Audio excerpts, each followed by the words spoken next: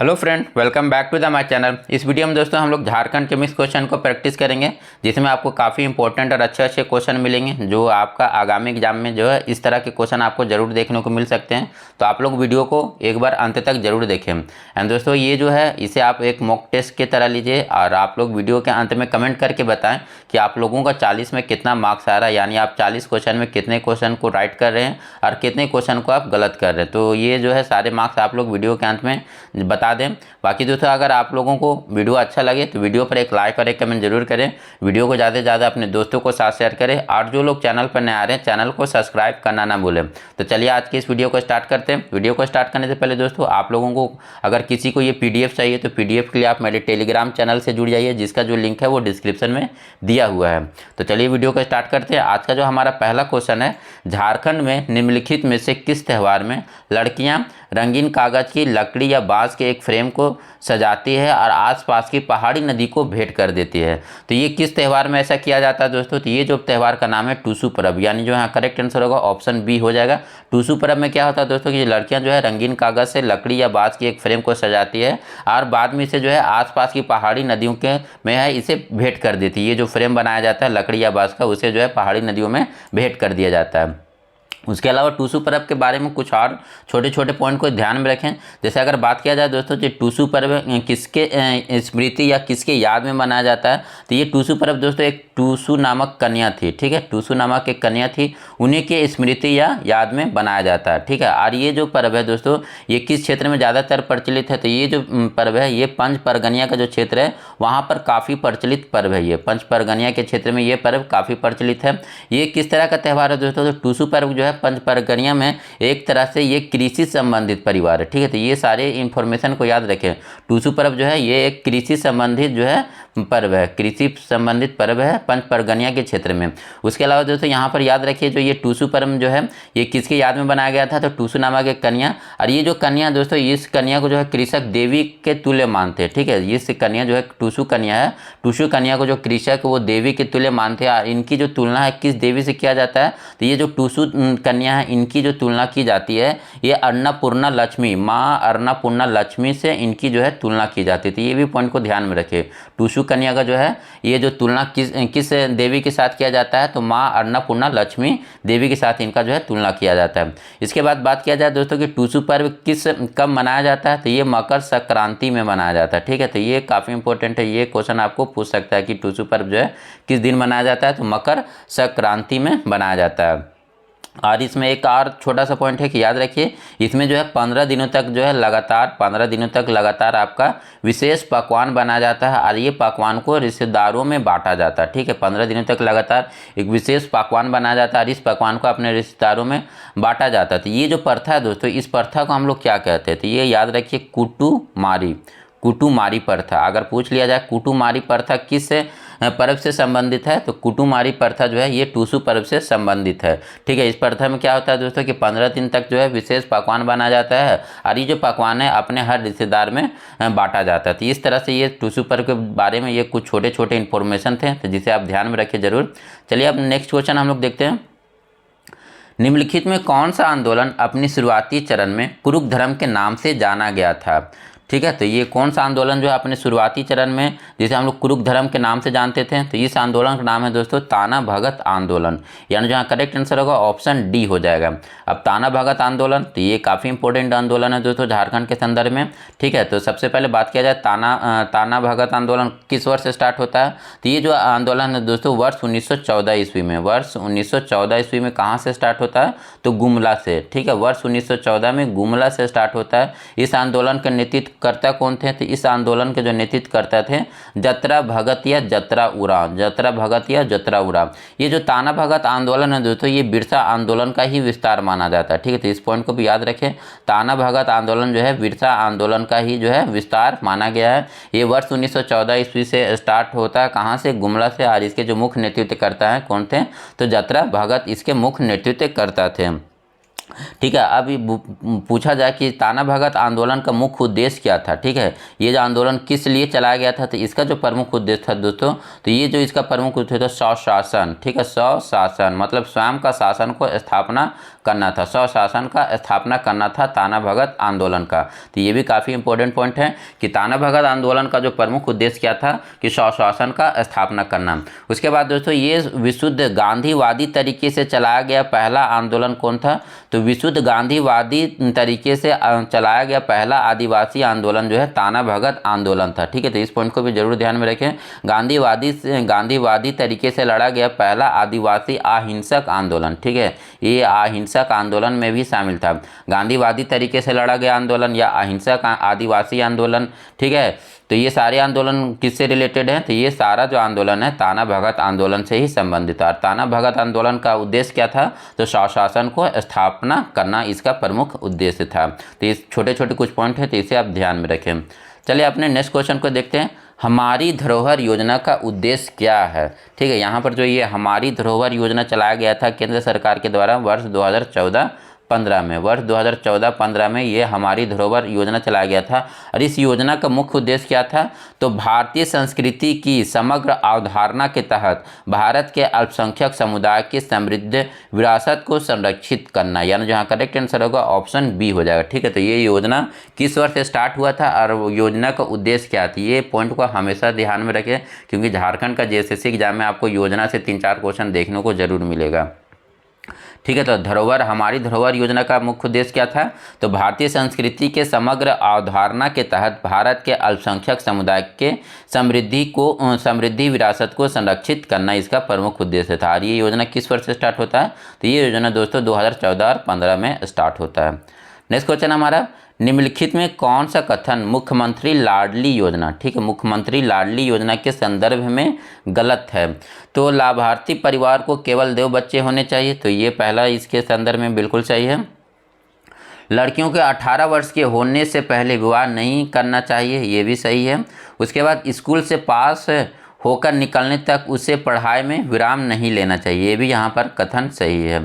ठीक है, उसके बाद योजना की संपूर्णता पर लड़की को 22 वर्ष की उम्र में 2 लाख रुपए प्राप्त करने की हकदार होती है। नहीं, ये यहाँ पर जो है ये क्वेश्चन गलत हो जाएगा। ये योजना जब संपूर्ण होता है दोस्तों, तो यहाँ पर जो है लड़की को कितना रुपये जो है मिलना होता है, तो यहाँ पर जो है लड़की को ये जो मिलता है दोस्तों 1,08,600। ठीक है, ये डेटा को याद रखिए, ये आप इसे लगभग में याद रखिए कि जो जब लड़की का जो 22 वर्ष उम्र पूरा हो जाता है तो यहाँ पर उसको 1 लाख रुपए मिलता है, ना कि 2 लाख। तो ये इससे रिलेटेड कथन गलत था। उसके अलावा दोस्तों और कुछ छोटे छोटे पॉइंट को याद रखिए, जैसे मुख्यमंत्री लाडली योजना अगर बात किया जाए ये किस वर्ष से स्टार्ट होता है, तो ये जो है दोस्तों किस वर्ष से स्टार्ट होता है, तो 15 नवंबर जो है ये 2011 को स्टार्ट होता है। सॉरी, यहाँ पर जो है मुख्यमंत्री लाडली योजना किस वर्ष से स्टार्ट होता है, तो ये वर्ष 2011 में स्टार्ट होता है।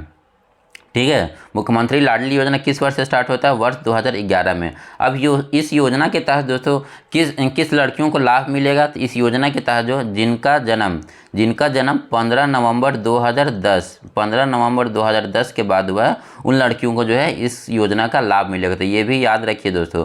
ठीक है, मुख्यमंत्री लाडली योजना किस वर्ष से स्टार्ट होता है, तो 2011 में स्टार्ट होता है। इस योजना का लाभ किन लड़कियों को मिलेगा, तो इस योजना का लाभ उन लड़कियों को मिलेगा जिनका जन्म 15 नवंबर 2010 के बाद होता है। ठीक है, इसके अलावा जन्म से जो है प्रति वर्ष 6,000 जो है जब लड़की जन्म लेगी और इस मुख्यमंत्री लाडली योजना के अंतर्गत जब वो आ जाएगी, तो उस समय से इसको कितने, तो प्रति वर्ष पर ईयर जो है 6,000 रुपये इस लड़की के अकाउंट में डायरेक्ट जाएगा। ठीक है, डायरेक्ट जो है लड़की के लिए ये जमा होगा प्रति वर्ष कितना, 6,000 रुपये।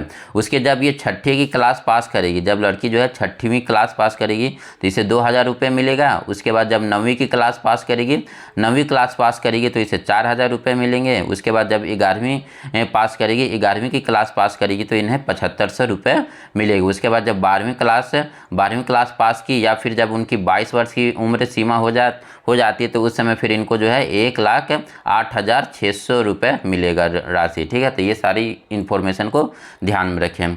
अगला क्वेश्चन देखते हैं हम लोग।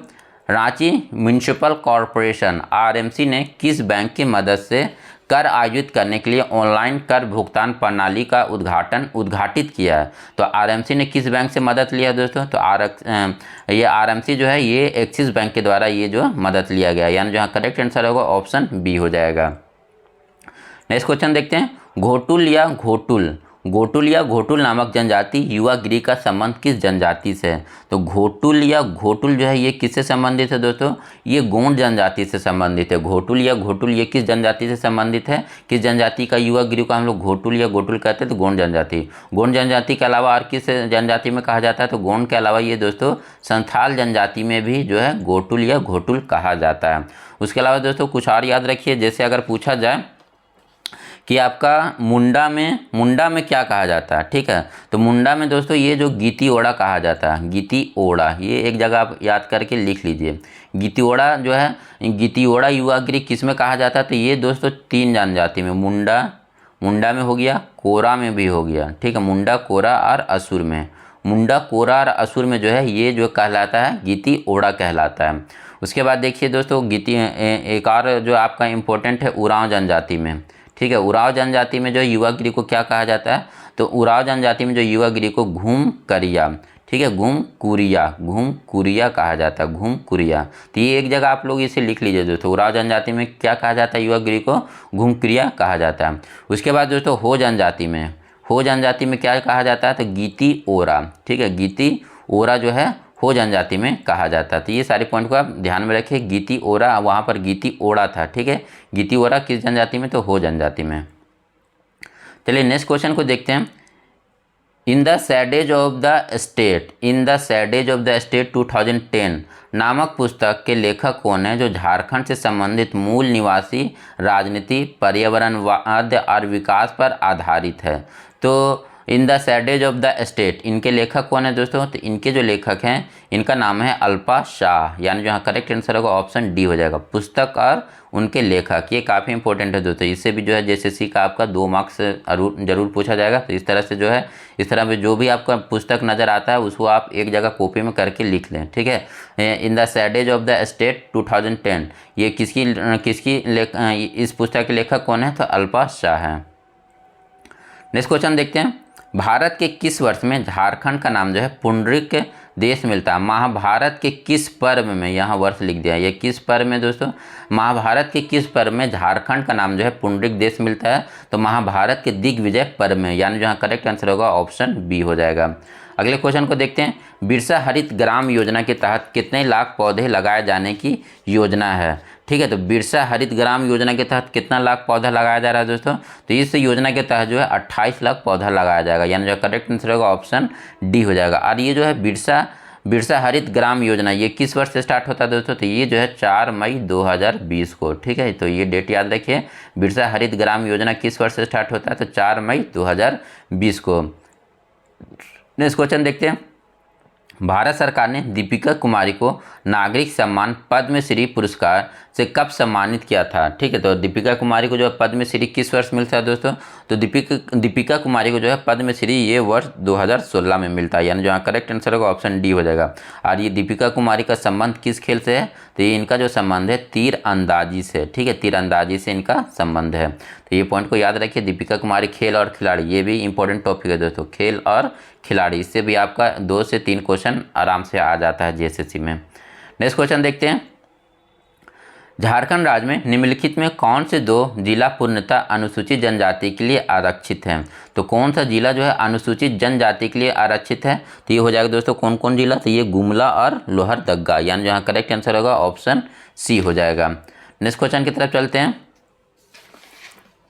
झारखंड राज्य में मुख्यमंत्री कन्यादान योजना किस वर्ष प्रारंभ हुई थी?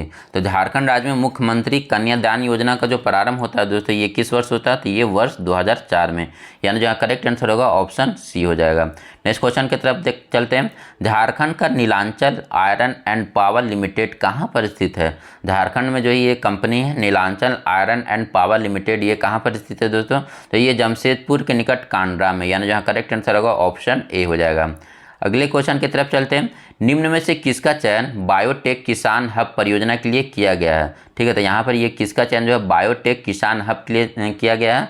तो बिरसा कृषि विश्वविद्यालय रांची का किया गया है, गिरिडीह का भी किया गया है और साहेबगंज का भी किया गया है। यानी जहाँ करेक्ट आंसर होगा ऑप्शन डी हो जाएगा। ये सभी का जो चयन किया गया है बायोटेक किसान हब परियोजना के लिए किया गया है। नेक्स्ट क्वेश्चन देखते हैं, प्रसिद्ध ग्रैंड ट्रैक रोड झारखंड के किस जिले से होकर गुजरता है? तो प्रसिद्ध जो ग्रैंड ट्रैक रोड है ये दोस्तों झारखंड के किस जिले से होकर गुजरता है? तो गिरिडीह से। यानी जो करेक्ट आंसर होगा ऑप्शन ए हो जाएगा। अगला क्वेश्चन देखते हैं, निम्नलिखित में कौन सी जनजाति के लिए विशेष केंद्रीय सहायता यानी SCA की स्थापना का उद्देश्य है? ठीक है, जनजातियों का जो विशेष केंद्रीय सहायता जो ये स्थापित किया गया है इसका उद्देश्य क्या है? ठीक है, जनजातियों के लिए स्थापित विशेष केंद्रीय सहायता इसका उद्देश्य क्या है? तो ये जनजातियों के सामाजिक और आर्थिक विकास को बढ़ावा देना इसका मुख्य उद्देश्य है। यानी यहाँ करेक्ट आंसर होगा ऑप्शन बी हो जाएगा। नेक्स्ट क्वेश्चन की तरफ चलते हैं। 1857 के विद्रोह में पलामू में अंग्रेजों के विरुद्ध किस कबीलाई ने विद्रोह किया था?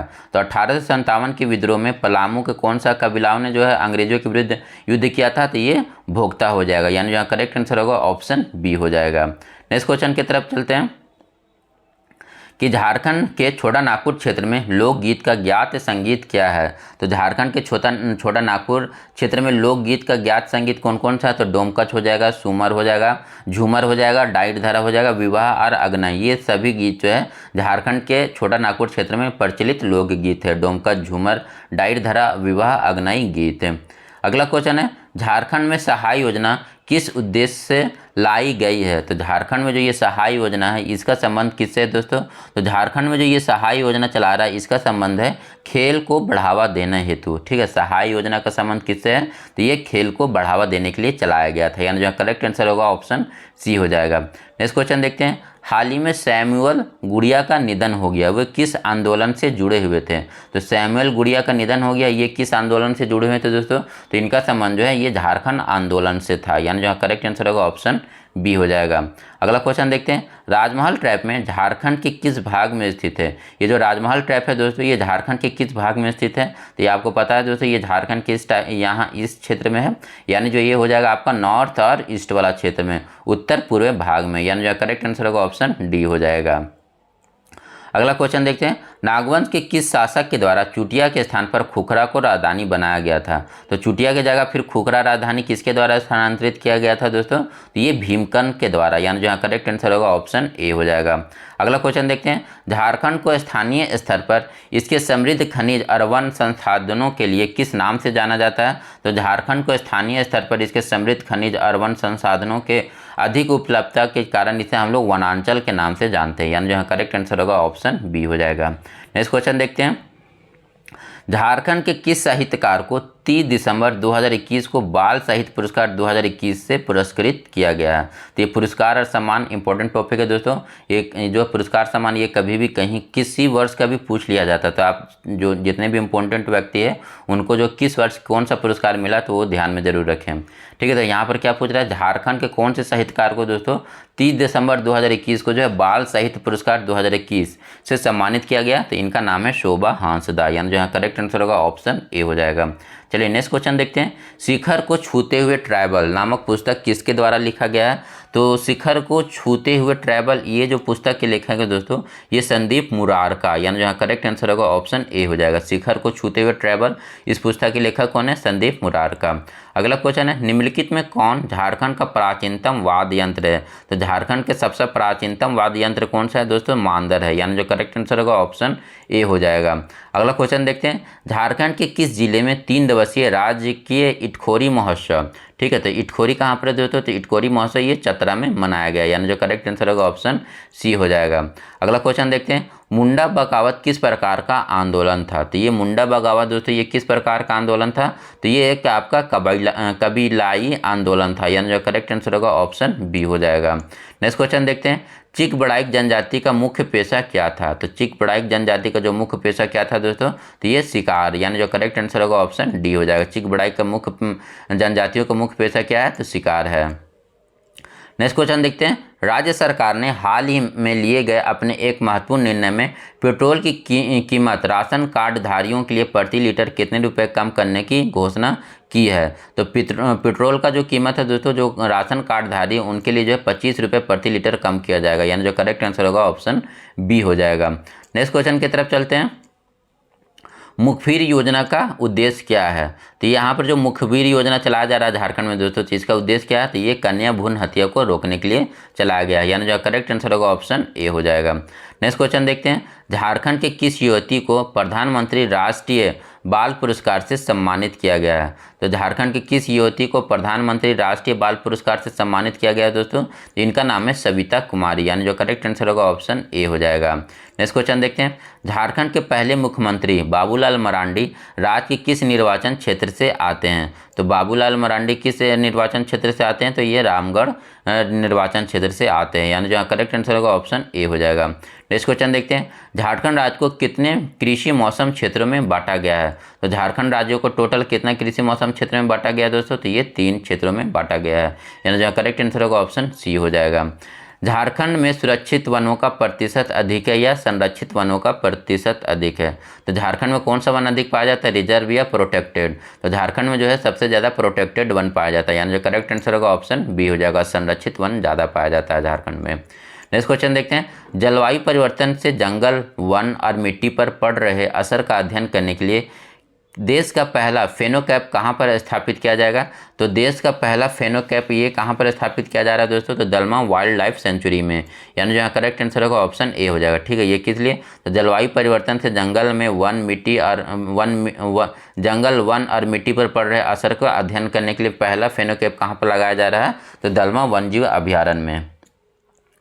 नेक्स्ट क्वेश्चन देखते हैं। इनमें से कौन पद्मश्री से सम्मानित नहीं किया गया है? इनमें से किसे जो है पद्मश्री से सम्मानित नहीं किया गया है? तो शैलेश कुमार बंदोपाध्याय, उसके बाद है महेंद्र सिंह धोनी, इन्हें तो मिला, प्रेमलता अग्रवाल को भी मिला, रामदयाल मुंडा को भी मिला, यानी जो यहाँ पर करेक्ट आंसर होगा ऑप्शन ए हो जाएगा। शैलेश कुमार बंदोपाध्याय को जो है पद्मश्री नहीं मिला। बाकी यहाँ पर जो है महेंद्र सिंह धोनी, प्रेमलता अग्रवाल और रामदयाल मुंडा, इन सभी को जो है ये आपका पद्मश्री अवार्ड मिल चुका है। नेक्स्ट क्वेश्चन देखते हैं।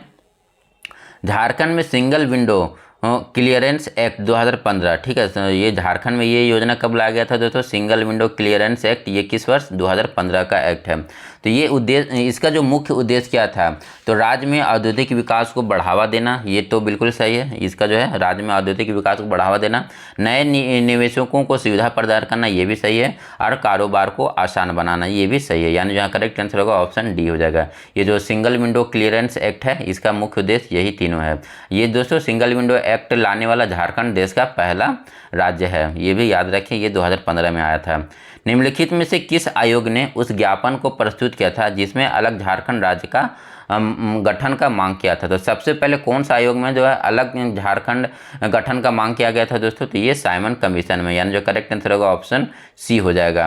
और आज का हमारा जो आखिरी क्वेश्चन है, हाल में गिद्ध की किस लुप्त प्राय प्रजाति को कोल्हान के जंगलों में देखा गया है? तो ये कौन सा गिद्ध का प्रजाति अभी कोल्हान के जंगलों में देखा गया है? तो जिप्स बेग्लोसिस, यानी जो करेक्ट आंसर होगा ऑप्शन बी हो जाएगा। जिप्स बेग्लोसिस जो है ये जो गिद्धों के लुप्त प्राय प्रजाति में आता है, और ये अभी जो है कोल्हान के जंगलों में देखने को मिला है। सो दोस्तों आज के इस वीडियो में इतना ही। चलिए आप लोग कमेंट करके बताएं कि आप लोगों का जो है 40 में कितना मार्क्स आया, इसका जो है आप लोग कमेंट करके बताएं, और कमेंट बॉक्स में बताएं इसका आप लोगों को 40 में कितने कितने मार्क्स उठ रहे हैं। एंड बाकी दोस्तों वीडियो आपको अच्छा लगा हो तो वीडियो पर एक लाइक और एक कमेंट जरूर करें। Thank you for watching this video.